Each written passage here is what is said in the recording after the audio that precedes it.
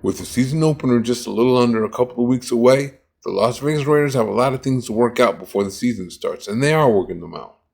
They found Kenny Pickett to be their backup quarterback, as Aiden O'Connell is going to be out the next 6 to 8 weeks. More on him on another video. I think Carroll's going to ride with Darian Porter at corner and let him develop. And they got drama now.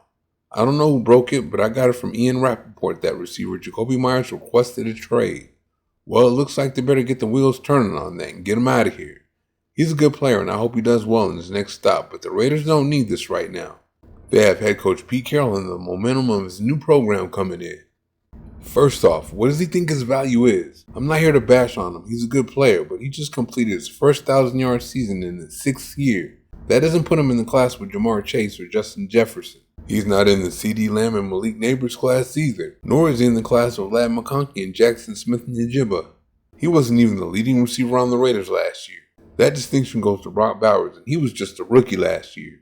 He had a historic tight end season with 1,194 yards, and as they say, he's just scratching the surface. You can't say that about Myers. He just had his first 1,000-yard season, and it was only 1,027 yards. In year 6, your breakout season needs to be at least 1,400 yards at 28 years old.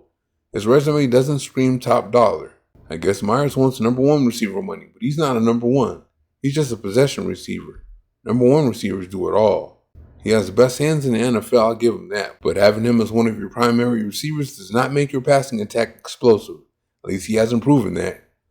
Myers didn't do anything that other Raiders of the recent past didn't do, though. Have a good year with the Raiders, then get overpaid to stay with the team. Head coach John Spytek is the new sheriff in town now, and those days are over. He sent that message in free agency. He let Trayvon Merrick chase the money and brought Jeremy Chin in.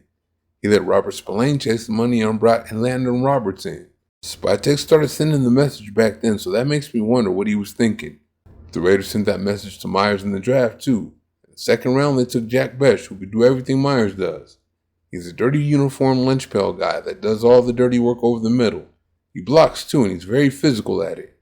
The hands are there, too. Yes, I know Myers didn't drop any passes last year, and Bech only dropped 1 in college last year.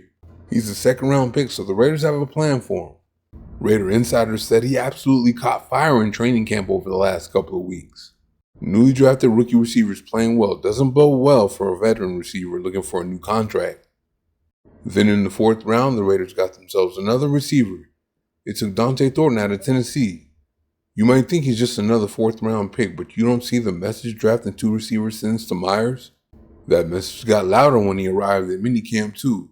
He made big play after big play, so the Raiders put him in there with the ones, and he hasn't looked back. You can see in training camp and in preseason games that the Raiders are trying to turn him into a star as fast as they can. Like I said before, the Raiders are making a concerted effort to get him the ball. He looks like he can do it in the short to intermediate area too, but to me, his ability to win deep and in the red zone are enough to make him at least a 2nd round pick. The Raiders really do have a steal on their hands. Being 6'5" and running a 4.3 40 with good hands is enough to make him at least a 2nd round pick to me too. Quarterback Geno Smith and the new regime like to throw the ball deep down the field, so Thornton's going to have that role on the offense along with Trey Tucker. The Raiders already had Myers ready to be the big slot. Now they have him ready to get up out of here. Did Myers still not get the message after all that? Maybe he got it late, which is why he requested that trade. While I was doing this video, the Raiders hit him over the head with this one last message. This has to be the last one. The Raiders signed former and now current Raider Amari Cooper to a 1-year deal. Cooper's one of the best route runners in the game today, so this is an upgrade. This is just me guessing and speculating, but I think Myers wanted number 1 receiver money, and he's not a true number 1. That made the Raiders say, if I have to pay someone number 1 receiver money, I might as well go out and get a real number 1 receiver. Again, I'm just guessing, but I think they're going to put Cooper in the slot to replace Myers, and Thornton and Tucker will remain outside.